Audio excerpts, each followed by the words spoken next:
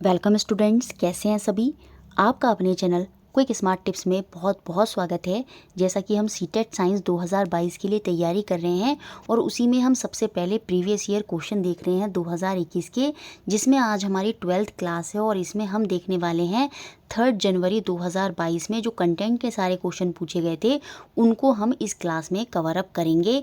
और जिसने भी स्टार्टिंग से ये अगर प्लेलिस्ट नहीं देखी है क्लास 1 से, तो वो आई बटन में एक प्लेलिस्ट का लिंक आ रहा होगा, वहाँ से क्लास 1 से जो 20 दिसंबर से पेपर पूरा सॉल्यूशन सॉल्व कराने शुरू करे हैं वहाँ से देख सकते हैं।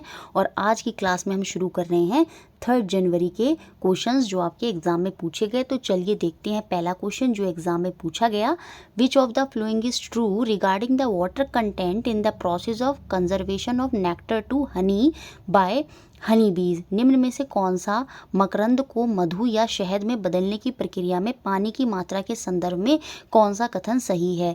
देखिए, जब जो हनी बी होती है वो क्या करती है, हम उनके नेक्टर को क्या करते हैं, कंजर्व करते हैं और फिर वो बाद में किस में कन्वर्ट हो जाता है, वो शहद में कन्वर्ट हो जाता है जो उनका मकरंद होता है। तो उसमें जो पानी लगाया जाता है तो वो पानी क्या होता है, तो वो पानी जो है वहाँ पर इवेपोरेट हो जाता है, रिड्यूस हो जाता है। और जब एंड तक हनी बनने का नंबर आता है तो वो पानी बिल्कुल नाम मात्र का रह गया होता है, उसमें कोई भी जम्स वगैरह नहीं रहते। तो पानी जो है वो उसमें क्या होता है, वो इवेपोरेट हो जाता है, रिड्यूस हो जाता है। तो ऑप्शन नंबर सेकंड यहाँ पर सही हो जाएगा, वह घट जाता है, रिड्यूस हो जाता है। Next question, question number second, read the following statement carefully and choose the correct option. कथनों को पढ़िए और सही विकल्प का चयन कीजिए।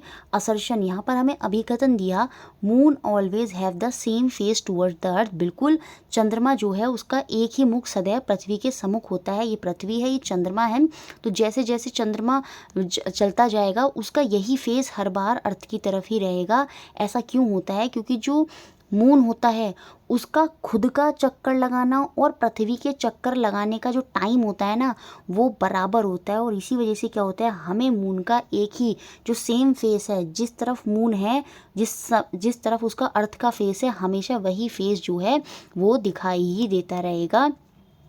तो रीज़न इन्होंने क्या दिया है, द मून कंप्लीट, बिल्कुल वही रीज़न दिया है, तो दोनों यहाँ पर सही होंगे। The moon complete one rotation in its axis simultaneously as it complete one revolution around the earth. पृथ्वी के इर्द गिर्द परिक्रमण करने के साथ साथ ही चंद्रमा अपनी धुरी पर एक घूर्णन जो है वो पूरा करता है। सपोज अगर अपनी अपनी सतह पर घूमना, जैसे मैं खड़ी हूँ और मैं आपसे कहूँ अबाउट टर्न, मतलब अपनी ही जगह पर मैं घूम गई, तो वो होता है आपका क्या होता है, रोटेशन होता है, घूर्णन होता है। लेकिन जब मैं किसी चीज़ के इर्द गिर्द घूम रही हूँ तो वो आपका रिवॉल्यूशन होता है। तो जो चंद्रमा होता है उसका जो रोटेशन होता है, अपने पर घूमना और पृथ्वी के चारों ओर घूमना, वो दोनों एक ही समय मतलब सेम समय में करता है। अगर वो रोटेशन 10 मिनट में कर रहा है एग्जाम्पल के लिए, तो वो रिवॉल्यूशन भी 10 मिनट में कर रहा है। इसी की वजह से क्या होता है, हमें चंद्रमा का हमें एक ही जो फेस है वही हमेशा दिखता रहता है। फिलहाल के लिए इतना ही समझना होगा। तो यहाँ पर असर्शन और उसके पीछे का जो रीज़न है वो दोनों सही हैं। तो both A and R are true and R is the correct explanation of A. R जो है वो एक ही सही व्याख्यान भी कर रहा है। Next question, question number 3, in fish the body surface is protected from decay by micro organism due to which of the following. मछलियों के शरीर की सतह को सूक्ष्म जीवियों से होने वाले क्षय से किस चीज़ की उपस्थिति जो है वो उनकी रक्षा करती है। जो माइक्रो ऑर्गेनिज्म होते हैं वो उनकी स्किन पर नहीं आते, तो वो जो उनकी स्किन है वो किससे प्रोटेक्टेड रहती है, वो किसकी वजह से ऐसा होता है, उनकी जो स्किन है वो प्रोटेक्टेड रहती है क्योंकि उनकी म्यूकस लेयर होती हैं, श्लेष्म झिल्ली या परत होती हैं, जिसकी वजह से जो उनका बॉडी सरफेस है वो माइक्रो ऑर्गेनिज्म उनको खा ना लें, उनको सड़ा ना दें, उनसे बचाने के लिए होता है। क्यों होता है, क्योंकि उनके अंदर म्यूकस जो होती है वो लेयर होती है, श्लेष्म झिल्ली जो है वो परत जो है वो मछलियों के ऊपर होती है, जो उन्हें माइक्रो ऑर्गेनिज्म के डिके से क्या करती है, बचाती है। तो ऑप्शन नंबर सेकंड यहाँ पर सही है। नेक्स्ट क्वेश्चन, क्वेश्चन नंबर 4, फिर से एक स्टेटमेंट दिया है और हमें सही विकल्प पर जाना है। असर्शन, अभिकथन क्या दिया है, lion does not eat grass, बिल्कुल सही बात है। उसके पीछे का रीज़न भी, कारण भी क्या दिया है, many animal can not digest cellulose. पिछली क्लास में भी मैंने बताया था सेल्यूलोज डाइजेस्ट हर कोई नहीं कर सकता। बहुत से एनिमल, इवन हम लोग भी सेल्यूलोज डाइजेस्ट नहीं करते। अगर हम घास फूस खाएंगे तो वो हमें पचेंगे ही नहीं, वो एज इट इज़ हमारी बॉडी से एक्सक्रीट होती हैं। तो सेलुलोज जो है, बहुत से एनिमल भी ऐसे हैं जो डाइजेस्ट नहीं कर पाते, लाइक लायन, इसी वजह से वो ग्रास जो है वो नहीं खाते। तो इस केस में भी ए और आर दोनों सही हो जाएंगे, और आर ए की जो है वो सही स्पष्टीकरण कर रहा है, सही व्याख्यान जो है, एक्सप्लेनेशन जो है वो कर रहा है। Question 5, which of the following sources of carbohydrate contain gluten, a component which can cause allergy to some people. निम्न में से शर्करा के किन स्रोतों में ग्लूटेन नामक घटक होता है जिसके कारण कुछ व्यक्तियों को एलर्जी होती है। मोस्टली हम ये जो है वर्ड जो सुनते हैं ग्लूटेन फ्री खाना, ये सब ये जो बॉलीवुड वगैरह में होते हैं उन लोगों के, वही लोग इस तरह की चीज़ें मैंने वहाँ पर ही देखी हैं कि हम लोग ग्लूटेन फ्री खाना खाते हैं। मतलब जो वीट होता है, जो गेहूँ होता है, उसके अंदर क्या होता है, ग्लूटेन पाया जाता है, एक कंपोनेंट होता है, तो बहुत से लोगों को उससे एलर्जी होती है। तो वही कार्बोहाइड्रेट का सोर्स यहाँ पर पूछ रहा था। तो वो जो कार्बोहाइड्रेट का सोर्स है वो यहाँ पर गेहूं है, इसी के अंदर जो है वो ग्लूटेन कंटेंट जो है वो पाया जाता है। ऑप्शन सेकंड यहाँ पर सही हो जाएगा। Next question, question 6, x is a non flowering and seedless plant that grow on land, which of the following could be x. X जो है वो एक पुष्प विहीन और बीज विहीन पौधा है जो ज़मीन पर उगता है। तो निम्न में से कौन सा एक्स हो सकता है। पाइन ट्री बिल्कुल नहीं होगा, एल्गी भी नहीं होगा, शैवाल भी नहीं होंगे, ठीक है। तो यहाँ पर जो आंसर होगा वो आपका होगा फर्न या पर्णांग जिसे बोलते हैं। ये बेसिकली गमले वगैरह में भी रखे जाते हैं, पत्तियाँ पत्तियाँ सी होती हैं। तो ये नॉन फ्लावरिंग और सीडलेस प्लांट होता है। तो ऑप्शन 4 यहाँ पर सही हो जाएगा, fern. Next question 7, which of the following is a set of chemical change. निम्न में से कौन सा रासायनिक परिवर्तनों का समुच्चय है, ये हमको बताना है। दो तरह के चेंजेस होते हैं, फिजिकल और केमिकल चेंज। फिजिकल चेंज में क्या होता है, सिर्फ ऑब्जेक्ट की या जो चीज़ है, जो वस्तु है, उसकी सिर्फ अवस्था बदलती है। जैसे वो सॉलिड से लिक्विड बन गया, लिक्विड से गैस बन गया, या फिर कोई सपोज बॉक्स रखा है, आपने उसके ऊपर पेंट कर दिया तो आपने उसका कलर चेंज कर दिया, तो उससे कोई नया सब्सटेंस नहीं बनता है। वहाँ पर सिर्फ उसकी पोजीशन, अवस्था, ये सब चीज़ें चेंज होती हैं। जैसे पेपर को कट कर दिया तो वो वहाँ पर क्या है, वो फिजिकल चेंज होता है। लेकिन केमिकल चेंज में क्या होता है, हमेशा रिएक्शन होती है, नया सब्सटेंस जो है वो आपको देखने को मिलता है। जैसे मिक्सिंग शुगर इन मिल्क, तो देखिए मिल्क में क्या करा, सिंपल शुगर ऐड कर दी। इससे ये थोड़ी हुआ कि मिल्क किसी और चीज़ में बदल गया, नहीं। तो यहाँ पर ये केमिकल चेंज नहीं होगा। सेटिंग मिल्क इनटू कर्ड, दूध से दही जमना, बिल्कुल यहाँ पर दूध जो है वो एक केमिकल प्रोसीजर से गुजरा और उसके बाद वो दूध जो है एक नया सब्सटेंस, कर्ड जो दही है, उसमें कन्वर्ट हो गया। तो बिल्कुल ये बी जो है केमिकल चेंज है। और जब बी केमिकल चेंज है, ना तो ये ऑप्शन ना ये ऑप्शन, तो इसका मतलब जो है ऑप्शन सेकंड आपका आंसर होगा। Making cottage cheese paneer from milk, दूध से पनीर बनाना, बिल्कुल दूध से पनीर बनाना भी केमिकल चेंज है। वहाँ पर भी पूरा एक प्रोसेस हो रहा है, दूध बदल गया है आपका पनीर में। Making buttermilk from curd, नहीं, दूध दही से लस्सी बनाना, वो दही की एक वैरायटी है। लस्सी जो है वो दही की एक वैरायटी है, ऐसा नहीं है कि दही से कोई नया सब्सटेंस बन रहा है। तो इसलिए डी भी बाहर हो गया। बी और सी जो है वो यहाँ पर क्या हो जाएंगे, आपके केमिकल चेंज हो जाएंगे। जिसने भी स्टार्टिंग से थ्योरी नहीं देखी है, जो स्टार्टिंग से तैयारी कर रहे हैं सीटेट साइंस 2022 के लिए, आई बटन में एक प्लेलिस्ट का लिंक आ रहा होगा जिसमें 32 क्लासेस मिलेंगी। उनको देखना है, उनके नोट्स बनाने हैं, बहुत डिटेल में थॉरली पढ़ना है उनको, वो बहुत इंपॉर्टेंट है आपके लिए। और साथ में प्रीवियस ईयर तो आपको सारे जो हैं वो कवर अप करने ही हैं। नेक्स्ट क्वेश्चन देखते हैं, question 8, which of the following is the strongest natural fibre. निम्न में से कौन सा सबसे मजबूत प्राकृतिक तंतु है, ये हमको बताना है। तो देखिए जो सिल्क होता है, जो रेशम होता है, वो सबसे मजबूत नेचुरल फाइबर होता है। जो वूल होता है, जो ऊन होती है, वो सबसे वीक नेचुरल फाइबर होती है। तो हो सकता है आगे कभी पूछ ले कि सबसे वीक नेचुरल फाइबर कौन सी होती है, तो वो आपकी वूल होती है, ऊन होती है। देखिए शीप की जो फ्लीज होती है उसी से हमें क्या मिलती है, बाद में वूल मिलती है। जूट भी यहाँ पर एग्जाम्पल नहीं होगा। तो बेस्ट जो स्ट्रॉन्गेस्ट नेचुरल फाइबर है वो आपकी सिल्क है, रेशम है। ऑप्शन सेकंड यहाँ पर सही है। 9th question, which of the following pair can be utilised as acid base indicator. निम्न में से कौन सा युग्म एसिड बेस इंडिकेटर के रूप में उपयोग में लाया जा सकता है, ये हमको यहाँ पर बताना है। एसिड बेस से भी हर सेट में क्वेश्चन बना, तो जिसको पर्टिकुलर एसिड बेस वाला चैप्टर देखना है, आई बटन में एक वीडियो का लिंक आ रहा होगा, वहाँ से आप ये चैप्टर जो है वो कवर अप कर सकते हैं। यहाँ पर इंडिकेटर की बात करनी है तो टर्मरिक तो बिल्कुल आएगा। बहुत बार अभी जब मैं ये सॉल्व भी करा रही हूँ आपको प्रीवियस ईयर, तभी मैंने बता दिया है जो टर्मरिक है वो एक इंडिकेटर की तरह काम करता है। एसिड में ये अपना कलर चेंज नहीं करता, वहाँ पर इसका रंग येलो ही रहता है, लेकिन जो बेस होते हैं, जो क्षारक होते हैं, उसमें ये अपना कलर जो है वो रेड कर देता है। जैसे आप किसी शर्ट पर अगर हल्दी लगी है उसको धोते हैं तो वहाँ पर शर्ट में से वो निशान जाता नहीं है, जबकि वो रेड हो जाएगा। क्यों? क्योंकि जो साबुन है ना, वो बेस है, वो क्षारक है, वो उसको क्या कर देता है, लाल कर देता है। अब बात करते हैं रेड कैबेज की, जो आजकल के बच्चे पढ़ रहे हैं साइंस, वो ये एक्सपेरिमेंट 100% करते हैं। एक लाल बंद गोभी भी आती है मार्केट में, आप जाकर देख सकते हैं। लाल तो नहीं कहेंगे, पर्पल कलर की होती है, वो पर्पल कैबेज होती है। वो पर्पल कैबेज भी एज अ इंडिकेटर, सूचक की तरह कार्य करती है। आप ध्यान से समझ लीजिएगा, हो सकता है आगे पर्पल कैबेज के बारे में ही आपसे पूछ लिया जाए कि ये इंडिकेटर की तरह काम करती है, तो एसिड में ये अपना कलर क्या करती है और बेस में अपना ये कलर क्या करती है। देखिए, एसिड के साथ जो है ये रेड कलर देती है। जब इसके साथ एसिड का रिएक्शन कराएंगे, मतलब पर्पल कैबेज के अंदर हमने अगर कोई लेमन जूस डाल दिया और पानी है, पानी में रेड कैबेज डाली, तो वो ब्लू कलर शो करेगी। याद रखेंगे, न्यूट्रल स्टेट में जो रेड कैबेज होती है, पर्पल कैबेज होती है, वो ब्लू हो जाती है। लेकिन जैसे ही मैंने इसमें लेमन जूस डाला, एसिड डाला, तो वहाँ पर ये क्या हो जाती है, रेड हो जाती है। लेकिन अगर मैं इसमें बेस डालूंगी, शैम्पू वगैरह या कोई डिटर्जेंट वगैरह उसके अंदर अगर मैं डाल दूंगी, क्योंकि वो क्षारक हैं, वो बेस हैं, तो बेस में जो रेड कैबेज है वो ग्रीन कलर में कन्वर्ट हो जाती है। ये इंपॉर्टेंट पॉइंट है, याद रखना है। बेस के साथ ये ग्रीन कलर देता है और एसिड के साथ ये रेड कलर देता है। तो ऑप्शन नंबर 1 यहाँ पर जो है वो एसिड बेस का इंडिकेटर की तरह काम कर रहा है। Next question, question 10, Aditi wanted to send a secret message. ये फिर से वही उसी चैप्टर से आ गया है। Secret message to her friend. Aditi अपने मित्र को गुप्त संदेश भेजना चाहती है। She gave her friend a letter which does not seems to have anything written on it. उसने अपने मित्र को जो पत्र भेजा उस पर कुछ लिखा हुआ दिखाई ही नहीं दे रहा था। She asked her friend to rub the paper with a slice of beetroot. ये जो बीट रूट है, ये जो चुकंदर होता है, ये भी आपका इंडिकेटर की तरह काम करता है। तो उसके दोस्त ने कहा कि जो पेपर है ना, उस पर तुम क्या करो ना, बीट रूट की जो स्लाइस है वो उस पर रब कर दो। And the message appeared in dark red. Dark red colour में उसको जो मैसेज है वो दिख गया। Which of the following could she have use to write the message. तो मैसेज लिखने के लिए उसने किस पदार्थ का यूज़ किया था, ये हमको यहाँ पर बताना है।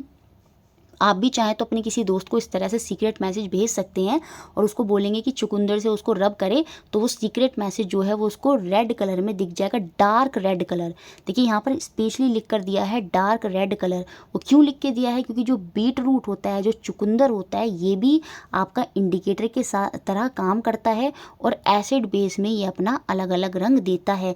जब बीट रूट एसिड के साथ जाता है तो वहाँ पर ये अपना रंग को हल्का कर देता है, ये अपने रंगों को कैसा कर देता है, हल्का कर देता है। लेकिन बीट रूट जैसे ही बेस के साथ रिएक्शन देता है तो ये अपने कलर को डार्क कर देता है। तभी यहाँ पर लिखा है क्या, डार्क रेड कलर हो गया। इसका मतलब जो वहाँ पर सब्सटेंस उस लड़की ने यूज़ किया था, अदिति ने, वो बेस था, वो क्षारक था। क्योंकि क्षारक के साथ जो है, बेस के साथ जो है वो beetroot dark red colour देता है। अब यहाँ पर हमें क्वेश्चन में बेस ही ढूंढना पड़ेगा और बेस हमारा हो जाएगा बेकिंग सोडा का घोल, बेकिंग सोडा का सॉल्यूशन, लेमन जूस आपका एसिड होगा। अगर यहाँ पर ये बोलता लाइट रेड कलर देता है तो उस केस में आंसर लेमन जूस होता, क्योंकि बीट रूट एसिड के साथ लाइट कलर देता है, लेकिन बेस के साथ बेकिंग सोडा, क्योंकि बेस है, क्षारक है, उसके साथ ये डार्क रेड कलर देता है। कॉमन सॉल्ट और ग्लूकोज सॉल्यूशन जो है वो तो न्यूट्रल अवस्था में होंगे, तो ये वैसे ही बाहर हो जाएंगे। तो ऑप्शन 3 यहाँ पर बिल्कुल सही है। नेक्स्ट क्वेश्चन देखते हैं, क्वेश्चन नंबर 11 जो एग्जाम में पूछा गया। Identical twins are produced by, समरूप जुड़वा जो होते हैं वो कब जन्म लेते हैं?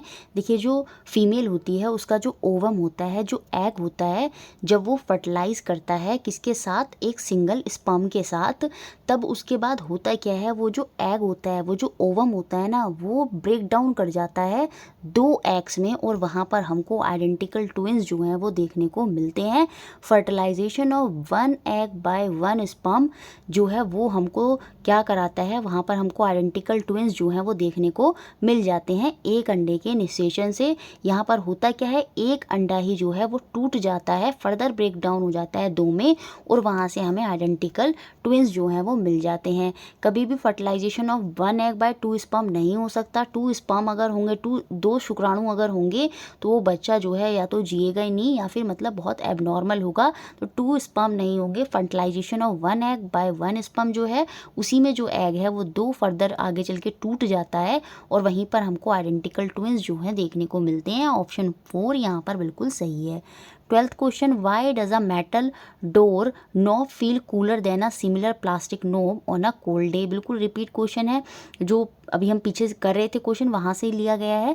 सर्दी के दिनों में दरवाजे का धातु का हैंडल उसी जैसे प्लास्टिक के हैंडल से अधिक ठंडा होता है, महसूस होता है। क्यों? क्योंकि जो मेटल होते हैं वो अपने अंदर से हीट को कंडक्ट करा देते हैं, वो हीट के कंडक्टर होते हैं। इसी वजह से क्या हो जाता है, जब हीट उनमें से आती है तो वो निकल कर भी जाती है और उनको क्या कर देती है, वो ठंडा कर देती है। जी सेम वैसे ही जैसे हमारी बॉडी जब बहुत ज़्यादा गर्मी होती है, पसीना निकलता है, उसके बाद बॉडी ठंडी हो जाती है, तो हीट आती है, हीट निकलती भी है, और उन्हीं में हमको ये देखने को मिलेगा।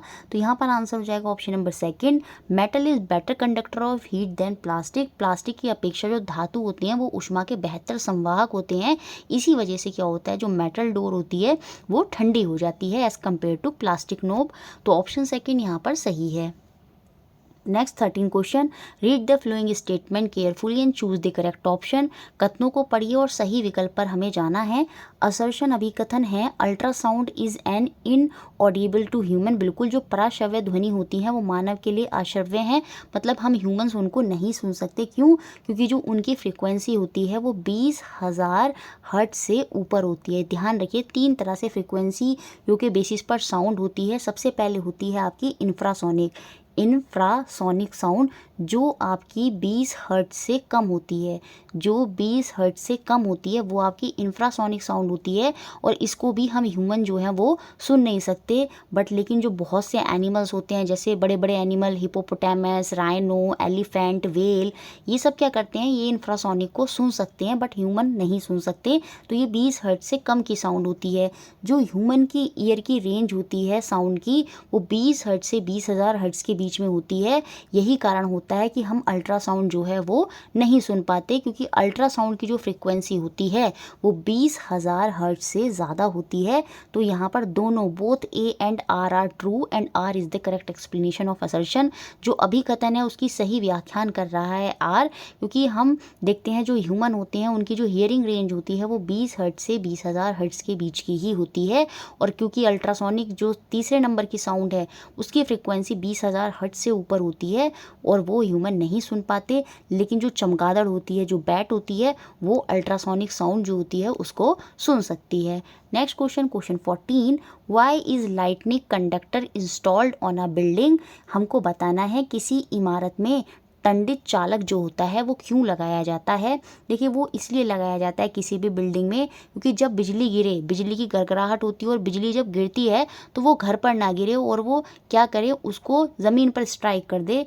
It conduct electrical charges on the ground when lightning strike the building. जब बिल्डिंग पर स्ट्राइक करती है लाइटनिंग तो ये क्या करती है, बिजली की इमारत से टकराने पर उत्पन्न जो आवेश होते हैं उनको यह भूमि पर संवाहित कर देता है, ताकि उसका इफेक्ट घर पर देखने को ना मिले। तो ऑप्शन 3 जो है यहाँ पर बिल्कुल सही हो जाएगा। नेक्स्ट क्वेश्चन देखते हैं 15, severe burn injuries are likely to be caused by fire accident while wearing synthetic fibre rather than natural fibre as synthetic fibre. हम प्राकृतिक रेशों के कपड़ों की अपेक्षा जो कृत्रिम संश्लेषित रेशों के कपड़े पहनते हैं, अगर कोई आग की दुर्घटना हो जाती है तो हमें सिंथेटिक कपड़े जो होते हैं उनमें गंभीर रूप से जलने की संभावना होती है। ऐसा इसलिए होता है क्योंकि जो कृत्रिम कपड़े होते हैं वो क्या हो जाते हैं, जलने पर चिपचिपे द्रव की तरह बन जाते हैं और वो और भी ज़्यादा गर्माहट जो है वो देते हैं और वो ज़्यादा हार्मफुल होते हैं हमारे शरीर के लिए। जलने पर चिपचिपा द्रव बन जाते हैं, बर्न इनटू स्टिकी लिक्विड। इसी की वजह से क्या होता है, और भी ज़्यादा जलने के, बुरी तरह से जलने के चांसेस होते हैं। जबकि जो नेचुरल फाइबर हो जाता है वो जल के राख बन जाता है, लेकिन ये जो सिंथेटिक फाइबर के कपड़े होते हैं ये हमारी बॉडी से और क्या होते हैं, चिपक जाते हैं, जिसकी वजह से और भी ज़्यादा बर्निंग जो है वो बढ़ जाती है। तो ऑप्शन नंबर 4 जो है यहाँ पर बिल्कुल सही है। Next question number 16, previous year जो 2011 से 2019 के प्रीवियस ईयर एक ही वीडियो में कराए हैं। अगर आपने अभी तक वो नहीं देखा, आई बटन में एक वीडियो का लिंक आ रहा होगा, उसको देखें। उसमें 2011 से 2019 के प्रीवियस ईयर भी मिल जाएंगे, वहाँ से रिपीट करा गया ये क्वेश्चन 2021 में पूछा गया। Which of the following is a set of mixture, मिश्रणों का समूह कौन सा है, ये हमको बताना है। मिश्रण में हमें डिफरेंट काइंड ऑफ कंपाउंड्स जो हैं वो देखने को मिलते हैं। एयर जो है वो बिल्कुल आपका मिक्सचर होती है। एयर में आपका क्या है, नाइट्रोजन भी है, कार्बन भी है, ऑक्सीजन भी है, आर्गन भी है, बहुत सारी गैसेस का कॉम्बिनेशन है। तो एयर जो है वो मिक्सचर का उदाहरण है। जबकि हम वाटर करें, वाटर में एक ही टाइप के कंपाउंड होते हैं, H2O, हाइड्रोजन और ऑक्सीजन का फिक्स प्रपोर्शन होता है। तो वाटर आपका मिक्सचर नहीं होगा, वो आपका सिर्फ हाइड्रोजन और ऑक्सीजन का कॉम्बिनेशन है, तो वो आपका एक कंपाउंड है। जबकि अगर मैं वुड की बात करूँ तो वुड जो है वो मिक्सचर का ही उदाहरण होता है। इसमें बहुत सारे कंपाउंड्स जो हैं वो देखने को मिलते हैं। सेलुलोज, हेमीसेलुलोज भी देखने को मिलता है, और आपका लिग्निन होता है। बहुत सारे कंपाउंड्स इसमें पाए जाते हैं, जो कार्बन, हाइड्रोजन और ऑक्सीजन उनमें होती है। तो ये भी आपका मिक्सचर का ही उदाहरण होता है। यहाँ से आपका जो है सॉल्ट जो है ये हट जाएगा, ये आपका मिक्सचर का उदाहरण नहीं होगा। तो यहाँ पर जो आंसर होगा, यहाँ पे भी सॉल्ट दे रखा है, ये भी बाहर, यहाँ पे वाटर की वजह से बाहर हो गया। तो ऑप्शन नंबर 4 यहाँ पर बिल्कुल सही हो जाएगा। लकड़ी, सैंड में भी मिक्सचर, अलग अलग तरह के कंपाउंड्स हमें देखने को मिलते हैं। वायु हो गया, तो ये तीनों हमारे क्या हैं, मिक्सचर हैं। ऑप्शन नंबर 4 यहाँ पर बिल्कुल सही है। Next question 17, a cyclist travel 360 metre in 2 minute, what is her speed. बहुत सिंपल क्वेश्चन है। एक साइकिल सवार 2 मिनट में 360 मीटर की दूरी तय करता है, उसकी चाल हमको बतानी है मीटर पर सेकंड में। किस में बतानी है, मीटर पर सेकंड में। और स्पीड क्या होती है, चाल क्या होती है, डिस्टेंस अपॉन टाइम। डिस्टेंस तो हमको मीटर में दिया है, और टाइम क्योंकि यहाँ पर सेकंड में दिया है, तो हम इस 2 मिनट को सेकंड में कन्वर्ट करेंगे, तो ये कन्वर्ट हो जाएगा आपका 120 सेकंड में। तो नीचे टाइम रख देंगे हम 120, 0 से 0 कट गया, 12 के तेवर में 3 टाइम ये जो है आपका कट हो जाएगा। तो यहाँ पर जो आंसर आ जाएगा वो ऑप्शन नंबर 3 हो जाएगा। 3 मीटर पर सेकेंड जो है वो उसकी स्पीड है। नेक्स्ट क्वेश्चन देखते हैं, क्वेश्चन नंबर 18 जो एग्जाम में पूछा गया। The focal length of a concave mirror is 20 centimetre. एक कॉनकेव मिरर है जिसकी जो फोकल लेंथ है वो कितनी है, यहाँ से यहाँ तक की दूरी 20 सेंटीमीटर है। At what distance from the concave mirror could the object be placed so that a virtual image of an object we get. मतलब हम यहाँ पर जो ऑब्जेक्ट है उसको कहाँ रखेंगे ताकि जो इमेज है, जो प्रतिबिंब है, वो हमें कैसा मिले, आभासी मिले, वर्चुअल मिले। अब ये क्वेश्चन देखने में ऐसा लग रहा है कि जैसे न्यूमेरिक है, पर ये न्यूमेरिक नहीं है, बहुत ईजी क्वेश्चन है। देखिए, कॉनकेव मिरर के बारे में, अवतल दर्पण के बारे में हम ये पढ़ते हैं कि जब हम इसके बहुत पास जाते हैं तो हमारी इमेज वर्चुअल बनती है, और जब हम इसके दूर जाते हैं तो इमेज हमारी रियल होती है। वर्चुअल इमेज वो होती है जो केवल स्क्रीन के पीछे होती है। रियल इमेज वो होती है जिसे आप किसी स्क्रीन पर, दीवार पर, पर्दे पर प्राप्त कर सकते हैं। तो दूर जाने पर रियल, पास आने पर वर्चुअल। और जब वर्चुअल बनती है तो इमेज सीधी भी हो जाती है, लेकिन जब हम दूर जाते हैं तो इमेज उल्टी बनती है। अब क्योंकि यहाँ पर इमेज कैसी बननी है, आभासी, वर्चुअल बननी है, और वो कब बनती है, जब हम मिरर के पास आते हैं। पास मतलब 20 सेंटीमीटर से भी और आगे आ जाएंगे। इट मीन्स एक ही ऑप्शन दे रखा है 10 सेंटीमीटर वाला। तो जब हम ऑब्जेक्ट को 10 सेंटीमीटर पर रखेंगे, उस केस में, क्योंकि वो मिरर के बहुत पास है, उस केस में हमको इमेज जो है वो वर्चुअल देखने को मिल जाएगी। तो मतलब जो आंसर होगा वो आपका ऑप्शन नंबर 1 यहाँ पर हो जाएगा, 10 सेंटीमीटर। और 20 सेंटीमीटर से पीछे जाने पर तो इमेज आपको रियल मिलेगी, जो है वो इमेज वास्तविक मिलेगी, ना कि वर्चुअल। तो ऑप्शन 1 यहाँ पर सही है। Next question 19, when the bar magnet is bought near it the iron dust sticks. जब एक छड़ चुंबक लोहे के बुरादे के समीप लाई जाती है तो लोहे का बुरादा उसके अधिकांशतः किस भाग पर चिपकता है। ये मैग्नेट है, ये मैग्नेट का नॉर्थ पोल है और ये मैग्नेट का साउथ पोल है। जब लोहे का बुरादा आप इसके पास लाएंगे तो आप ये देखेंगे कि जो लोहे के बुरादे का ज़्यादातर हिस्सा है वो नॉर्थ पोल और साउथ पोल पर जाकर चिपक जाएगा, बीच में बहुत कम चिपकेगा, क्योंकि जो मैग्नेटिक फील्ड होता है वो सबसे ज़्यादा कहाँ होता है, इसके पोल पर होता है वो। और इसके पोल कौन से होते हैं, नॉर्थ और साउथ। तो मैग्नेट के नॉर्थ और साउथ पोल पर मैग्नेटिक फील्ड सबसे ज़्यादा होगा, जिसकी वजह से जो आयरन का बुरादा है वो जाकर उसके पोल्स पर जाकर जो है ज़्यादातर चिपक जाएगा। तो ऑप्शन नंबर 4 यहाँ पर बिल्कुल सही होगा। मोस्टली नियर टू एंड्स, अधिकांशतः दोनों किनारों पर ये जो आयरन डस्ट है वो जाकर चिपक जाएगी। नेक्स्ट और लास्ट क्वेश्चन 20 जो आपका एग्जाम में पूछा गया। वीडियो अच्छा लगता है तो लाइक ज़रूर करा करें, शेयर सबसे ज़्यादा करने की ज़रूरत है, इस चैनल को आपके सपोर्ट की ज़रूरत है, और इससे मुझे एक मोटिवेशन मिलेगा, क्योंकि बहुत टाइम से इस चैनल के लिए वर्क कर रहे हैं और अभी भी वो ग्रोथ नहीं दिख रही है, क्योंकि आप लोग शेयर नहीं करते। प्लीज़ वीडियो को शेयर कर दिया करें, लाइक कर दिया करें। इससे क्या होता है कि चीज़ें और अच्छी होती हैं और टीचर को भी एक बहुत ज़्यादा पॉजिटिविटी जो है मिलती है। तो इतना सपोर्ट आप लोग कर ही सकते हैं। तो चलिए क्वेश्चन देखते हैं। A B C and D represent 4 media as follow. A B C D निम्न 4 माध्यमों के रूप में निरूपित हैं, वायु, जल, लोहे की छड़, निर्वात। विच of the flowing above media the spread sound is least and maximum respectively. किन माध्यमों में जो ध्वनि की गति है वो न्यूनतम और अधिकतम होगी। देखिए वैक्यूम जो निर्वात होता है उसमें साउंड जो होती है वो ट्रैवल ही नहीं करती है, तो देखिए वहाँ पर तो लीस्ट नहीं होगी। बहुत से बच्चे ऑप्शन डी पर चले जाएंगे कि जो सबसे लीस्ट है वो डी में हो जाएगी। नहीं, लीस्ट मतलब सबसे कम, और निर्वात में तो होती ही नहीं है, तो सबसे कम कैसे हो जाएगी। तो निर्वात तो होगा ही नहीं, वैक्यूम तो होगा ही नहीं, क्योंकि साउंड को चाहिए एक मीडियम, कुछ कण चाहिए जिससे उसकी जो तरंगे हैं वो जा सकें, और वैक्यूम में तो कोई माध्यम मीडियम है ही नहीं, जिसकी वजह से डी वाला जो है ऑप्शन यहाँ से बाहर हो जाएंगे। अब ये मैंने पहले भी आपको पढ़ाया है कि जो साउंड है वो सबसे ज़्यादा ट्रैवल करती है सॉलिड में। तो यहाँ पर सॉलिड क्या है, आयरन, और उसके बाद लिक्विड, और उसके बाद गैस में, क्योंकि वहाँ कण दूर दूर होते हैं। आयरन में कण पास पास होते हैं तो साउंड जो है वो आसानी से ट्रैवल कर जाती है। फिर वाटर में थोड़े दूर होते हैं और एयर में तो बहुत दूर होते हैं। तो साउंड जो है वो सबसे कम जो ट्रैवल करेगी वो एयर में करेगी, और जो सबसे ज़्यादा जो साउंड होगी वो आपकी आयरन में होगी। तो यहाँ पर जो आंसर होगा वो ऑप्शन नंबर 3 होगा। लीस्ट किस में हो गई, ए में, और मैक्सिमम किस में हो गई, सी में। तो ऑप्शन 3 सही है। और इस तरह से हमने ये सारे क्वेश्चन देखे। वीडियो अच्छा लगता है लाइक करें, शेयर करें और चैनल से जुड़े रहें।